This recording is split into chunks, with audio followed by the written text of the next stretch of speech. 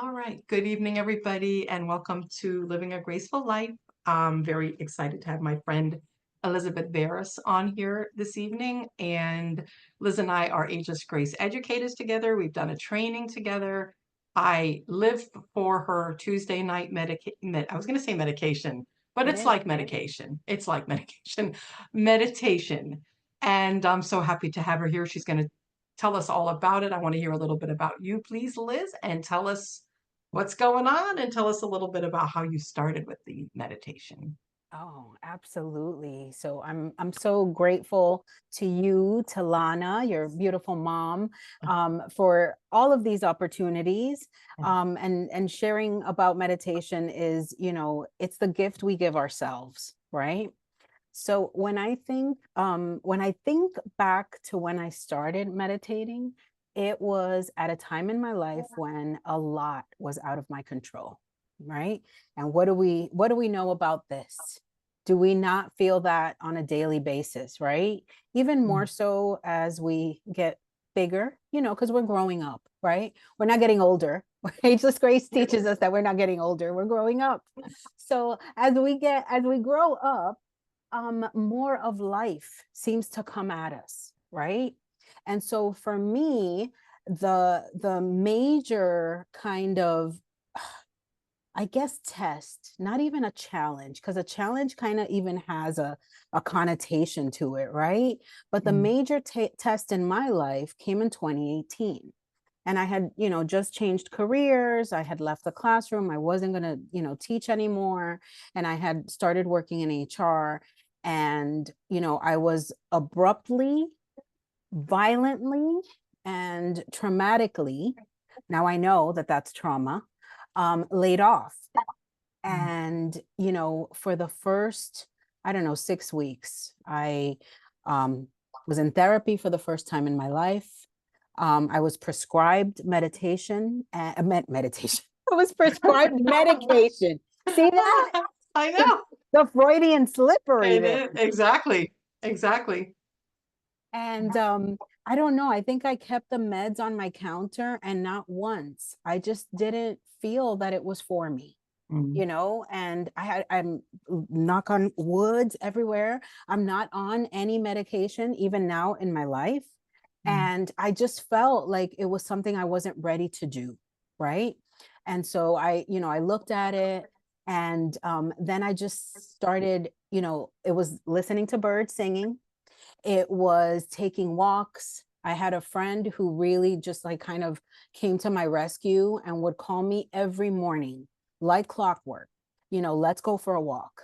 Let's go for a walk. And we walked. I walked so much. I love all of the Broward County parks Mm. because that's what we did. And if we got tired, we would sit and we would just listen to the birds. We would just listen to the wind. And one thing just kind of led to another. And I encountered people that were kind of like little guides for this path that I was on. And then I met Nipa, which some of you here know Nipa. So I learned Yes. about Kundalini yoga. And well, I knew Nipa before. I had never taken the time to go to her classes. And I started like, just being really, really purposeful and attending all of the sessions. And then I became a trainer for Yoga for Youth, which is a species of Kundalini, but it's a more simplified version for children. And it was just like meditation was coming at me everywhere. And I even came to realize that even I don't have a dishwasher. Even when I'm doing dishes and I was, doing dishes, I'd be so focused on it that if somebody came up behind me, I'd be like, freaking out, scared, because I was so focused on what I was doing. And I could see the overlaps related to all the things I was reading about meditation and how it just, kind of made time just stop. And Yeah. so it was my own necessity to kind of stop the world and everything that was coming at me and happening to me that led me on this path. And it was just, it's like I say that I have a good internal. I rarely get lost, even if I'm not using the GPS. And I say that I was looking for it, and everywhere I went, I was finding it. Kind of like what we were talking about before the show, Mm, right? Where you see all the yes, signs everywhere. And yes. yeah, and then I got certified in Yoga Nidra. And then I became involved with the Center for Mind Body Medicine. So I was learning and doing the work myself with my experience of my own, traumatic past, and kind of just putting it all together and then sharing it with other people. And I'm sure you can relate to this, Tracy. What happens is that when we help others, we heal little parts, we Yes. chip Oh, away absolutely. at Yes. our own stuff, right? And so like this morning I had a call, and it was like an exploration call, and I just felt it. I felt it. I feel it every single day, whether I'm teaching Ageless Grace, whether I'm leading a meditation on Tuesday nights. Thank you all, all of you that come, or or anywhere. And so it's just being in the moment, that it started for me. And I will tell you, I can be stuck in traffic and I'm in the moment. I can be at a light and I'm like breathing, taking breaths. Yes. And so No, it just, it has yes, stayed I a know part of my life. exactly. I do the same thing today. I was meditating, like, I want to say meditating while I was driving, but I was. I was praying and meditating. I was driving to work. And I think that I'd said on one of my previous shows recently, I had a guest on here and she was an avid meditator. And she was saying how it changed her life. She started recently 15 minutes in the morning and 15 minutes at night, which is not a lot of time. But I think about what it's done for me. And after, we lost India right after my birthday, or, a month ago, I stopped meditating altogether. I was so upset and so sad and so like, except going on meditating with you, the one Tuesday, which I actually went on the day he passed.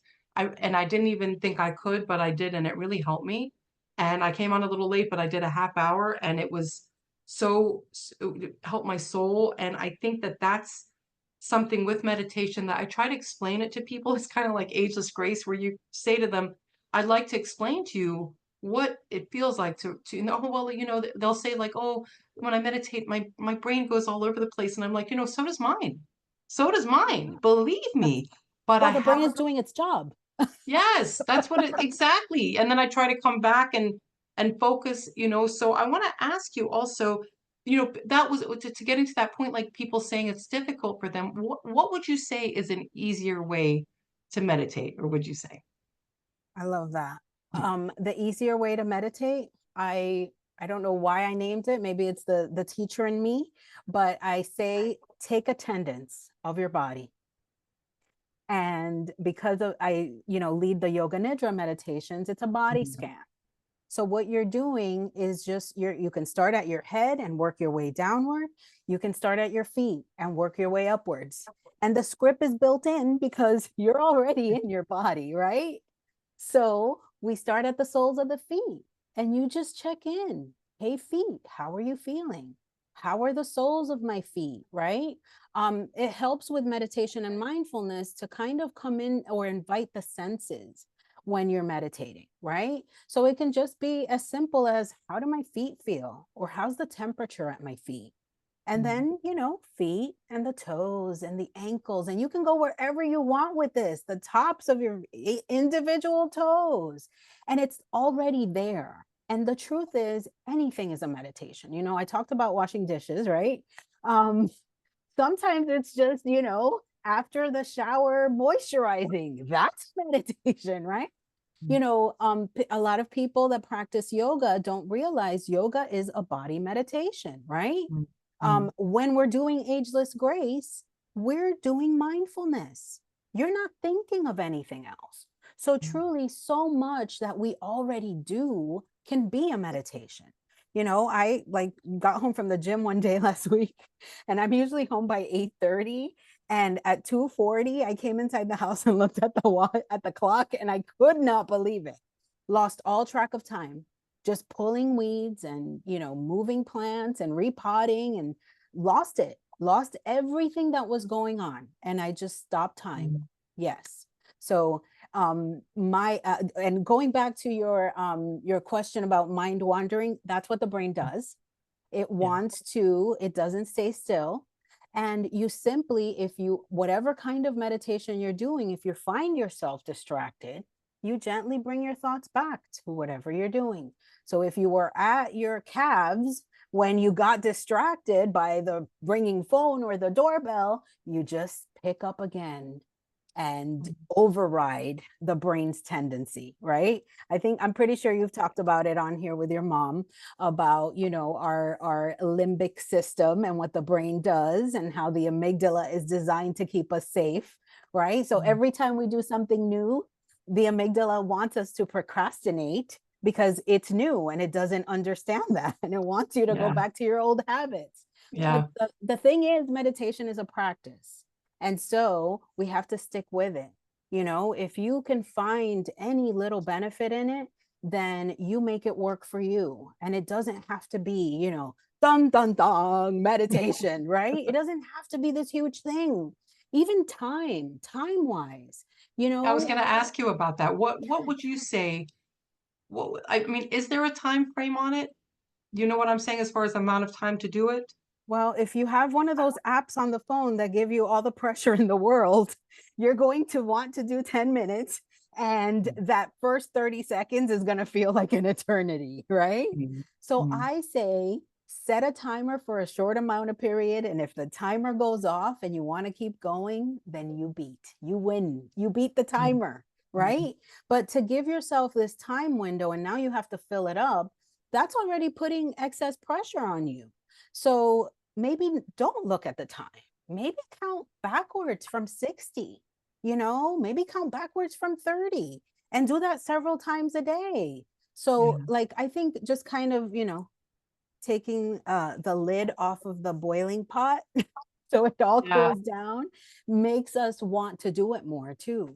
Yeah. When I first started meditating, I would do the Calm app and I would do 10 minutes.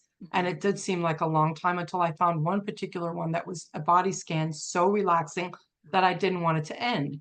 When I Okay. first started, then I found one for 20 minutes, which is like going in an elevator and seeing different colors. And I just loved it. So then when I started yours, I was like, oh, I'm not going to be able to do 45 minutes, but I'm going to really try. I never want it to end. Never. I never, even when it, and sometimes I've fallen asleep, but I try so hard to stay awake. And I'll look at the time and it's like 9:56. I don't want to sleep. I have 4 minutes and then I'm like, good morning. It's that relaxing. It's that relaxing. It's so, let me tell you, and I know there's ladies on here as well as other ones that look forward to it. This is a very, how should I put it politically correctly? It's a very stressful time in our lives in many ways, of course, politically, but emotionally, mentally, everything. I mean, everything that you can think of, the pressure that we have as women, the pressure that we have as just in the society. And I think that the meditation, and I know because my mom is a very avid meditator and also practices what you know about Satanama, and she teaches about it. And so I know some of the benefits, but maybe you can tell us, some more, a bunch. Absolutely. Absolutely. So it's so funny that we keep going back to medication, Yes, meditation as medication, and it is, right? yes. So the word itself, meditation, MED, the Latin root of that word is to take measure of. So like measuring, right? Mm, I always think in Spanish because it's so close to Latin, but in Spanish, the word is medir, to measure, and it's mm, MED, right? And it's also to take care of, meaning medicine, right? So meditation is an opportunity to help yourself, right? To take care of yourself, but it's also an opportunity to measure, you know, to measure what's going on with you internally in your body, right? And so the benefits, oh my gosh. So meditation is older than Ayurvedic medicine, right? That side of the world kind of has a few things right over for sure, for on the sure. Eastern Hemisphere. So what they realized were that when meditation came to the Western Hemisphere, scientists were baffled by what yogis could do. They could slow down their heart rate. They could control their blood pressure. They slowed down their breathing. And so all of these curiosities kind of made science go there when it comes to meditation and yoga, right? So the benefits are numerous. If you start meditating, you might have to change your prescription for anxiety meds. They might have to lower your dosages. People that suffer from high blood pressure, chronic pain, anything at all that is, emotionally involved, even diabetes, it's ways to regulate. We regulate our digestive system. It really, even just by breathing, we can slow down our digestive system and maybe not be as hungry. I don't know if it's a diet, but I'm sure there's studies out there. So the benefits are numerous. And something that I call the placebo effect is, if I'm meditating and I finish and I'm doing affirmations and I say something like, it's going to be a good day, or, any kind of, uplifting words at the end of my meditation, it's almost like I call it, you know, it's like I manifest it and it happens. And it's that thing, right, where you're looking for the signs, but the signs are finding you, and it becomes the chicken or the egg. You have no Yeah. idea, was it because I manifested it, or was it also looking for me? So the yeah, I can't enumerate the benefits enough. And the truth is that when we are feeling or in those states of overwhelm and everything is, you know like light speed around us, to take time and to just say to yourself, before I speak, I'm going to breathe. Before I do X, I'm going to stop. It puts you back in the driver's seat, you know so you Mm. are taking control of something that seems bigger than you. I've had difficult conversations, difficult emails, texts, and just breathing through it is enough. Yeah. So I it's know, and something I also, my mom, like I said, does the Satanama and practices it and teaches it. And it's from the Satanama is used in the Alzheimer's Prevention Foundation. And yes, it is prevents Alzheimer's and helps people with it. It's a particular type of meditation where you do say Satanama, but you do the fingers, and it's beautiful. My mother actually did it one night before you started coming to at a Baha'i meditation at one of the devotionals, and it was a group of these people outside. It was winter doing Satanama to the music, and my mom, it was like goosebumps everywhere. But it's a really important for the brain. I know all the meditations are, but this particular one, if people want to look it up, it's specifically from the Alzheimer's Prevention Foundation, but you can always, check in with me, anybody that would like to, and I can get the information from my mom. But I think it's something I wish that I'd known. I think about this, but I wish I'd known all of this years ago. But when what do they say? When the student is ready, the teacher finds them, or maybe I'm saying it absolutely. incorrectly. But I Mhm. feel like that. I feel like there's one that I listen to often that'll say it says something like the mantras, the decisions you make today are going to be your tomorrow and I would say that in times in my life I started meditating 3 years ago when I was stopping gambling after it'll be in 2 weeks, it'll be 3 years, and my brain was on fire, very thank you, but it was a very strange place to be because that dopamine and serotonin was like a hamster wheel. I couldn't focus on anything. I didn't know what was going on. It just knew that I'd been in a casino for 4 years after we lost my sister, and I was just coming out of it, and it was crazy. And the meditation, I think, saved my brain. I think it really did. And I think when we lost India a month ago and I couldn't meditate, I think I was in a lot of pain. And I think grief begets grief. And I think that even he was with us 25 years and the biggest blessing, the best bird in the world. But it made me think of my sister, and I lost my best friend to cirrhosis of the liver the year after my sister. So the year before my sister, I apologize.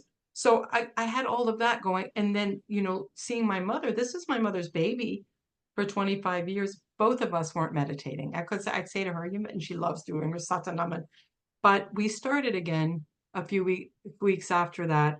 And I think that it's such a practice. There's nothing like it. And I think it's, for people on here or that watch this video, Liz very generously and kindly does a complimentary meditation on Tuesday nights at 9:15 Eastern time. And let me tell you something, it's like butter. I mean, it's so wonderful. I don't like missing it ever. And the only way I will is if I'm asleep. And I try not to go to sleep so I can stay awake. And now we have daylight savings and I'm all confused, but I'm good because I'm going to be there since you are going to have it. And if it's just you and I, then we'll chat and call it a night. But I'm fascinated with meditation. Let me ask you, I have another question. I was thinking because sometimes when you do the practice on Tuesday, you do the yoga nidra. Is that Mhm. specifically meditation or is there another, is it like yoga? Yes. So it's not physical. So the word yoga is actually just the word meditation in Okay. Sanskrit. Yes. So yoga nidra is actually yoga for the brain, specifically for the brain. So what happens is that when you start the meditation, we start always with the breath, right? I always prefer to begin with the breath when you're doing a body practice as well, because it just kind of centers you. And then the meditation itself is a heightened body scan. And you mentioned it, and I mentioned it earlier too. So we always start with, the fingers because your body's readily accessible, but we're not moving the body. We are just bringing into our brains the awareness of the different parts of the body. And what happens is that you enter the delta and theta waves of the brain and you're fully able to relax. So, Yoga Nidra started with a guru in India who realized that when the children at the ashram, the boy started chanting in the mornings when he woke up, he would know the chants. And he didn't realize how he had learned them. And it's because the children would chant while he was sleeping. And so our brains during Yoga Nidra enter a state where they are highly receptive to relax. So you sleep deeper. Like the calculation is that 1 hour of Yoga Nidra equals 3 hours of sleep. So if you're ever like short on sleep and you have a break in the day, you can do a yoga nidra practice. There's a bunch of them on Spotify, but it's specifically for your brain. When you have what is it, recurring thoughts and Mm. the cycles and the reason why you can't sleep at night, it's because your brain is preoccupied. Your brain has to relax in order to sleep. And yoga nidra bridges and makes that possible. Yeah. So when you say there's different, like there's just different styles of it, or is it Oh, always the body scan? it's almost always a body scan. So it begins with the breath. Then there's the body scan portion where we count the fingers, right side, left side, full body. And then at the end, there's always the visualization. So we talk about a temple at sunset or ocean waves rolling in and out. So, and then that's the end. So it's three parts: it's breath, it's body, and then it's the imagery. Would you do like, oh, I mean, we don't have that much time. We've been chatting. It's been so wonderful. Would you do like 5 minutes of a meditation with Oh, us? absolutely. I get a Yes. bonus. Yes. Bonus. I like it. Um, so wherever you are sitting or lying down, ideally with yoga nidra, you want to be lying down. But if you're sitting up or if it's just laying down is not available, then wherever you are.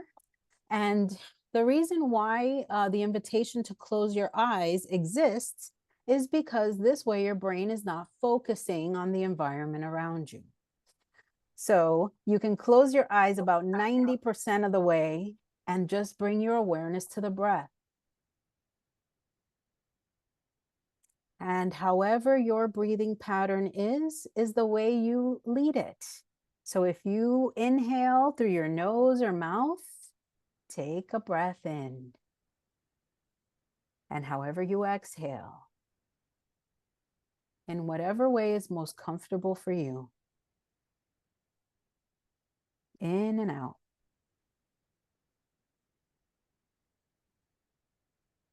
And we'll start the practice of Yoga Nidra.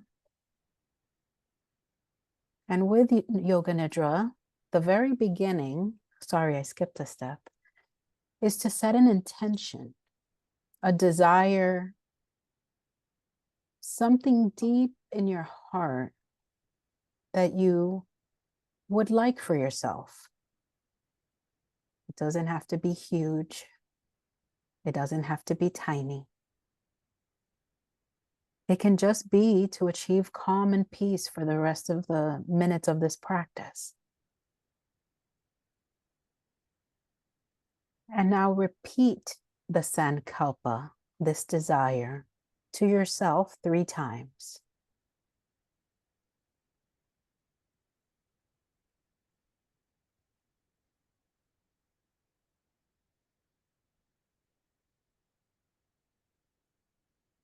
And now bring awareness to your right hand thumb,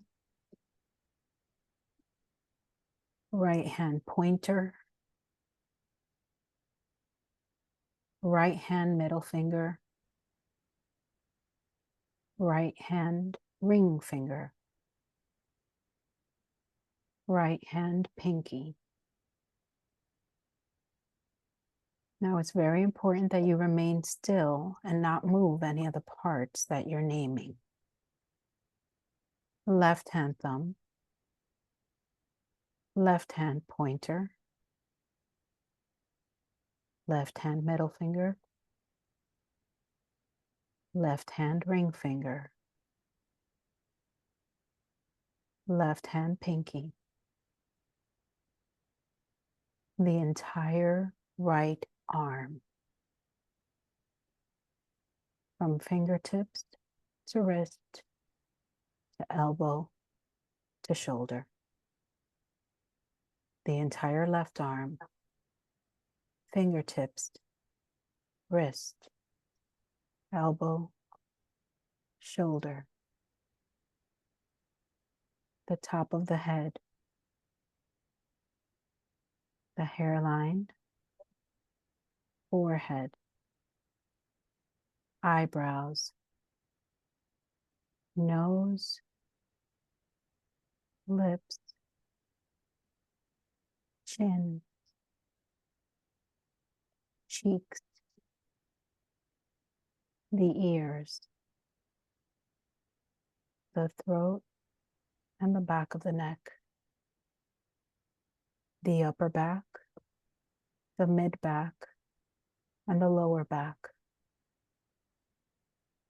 the front side of the body, the chest, the belly, the hips, the legs, the thighs, front and back, the knees, the shins, the calves, the ankles, the feet, right big toe, second toe, third toe, fourth toe, the pinky, left big toe, second, third toe, fourth toe, the pinky, the soles of the feet, the whole body, the entire body, from head to soles of your feet, the entire body. And just take 2 breaths on your own. And when you're ready, if you closed your eyes, open them once more and welcome back. Oh, I'm like in a trance. It's so good. Think about that was 5 minutes, guys. Think about you get to see her for Tuesdays for 45. We have a minute left, so I just want to invite you, please, to tell us where we can reach you if we want to do some of your classes or. Absolutely. So they can email you. Of course. I'm cheating. I'm doing what all the other Uh-huh. presenters do. Ah! And you can feel free to forward the I information. will Um, absolutely. the last thing I want them to know is that Yes. meditation is inward. When we pray, we're expecting to change and we hope for things outside of us. But meditation allows us and compels us to do the work for ourselves that we need. I love that. Thank you so much. My email for anyone that doesn't know or for people listening to the video is my full name, Tracy Gelb, Trac with an EY, GELB at hotmail.com. Please reach out to me. This is, or if anybody would like to come on the meditation on Tuesdays or join Liz maybe for one of her yoga nidra classes. So thank you, Liz. Thank you, thank you, thank you so much. I appreciate you and I thank you. Yeah. And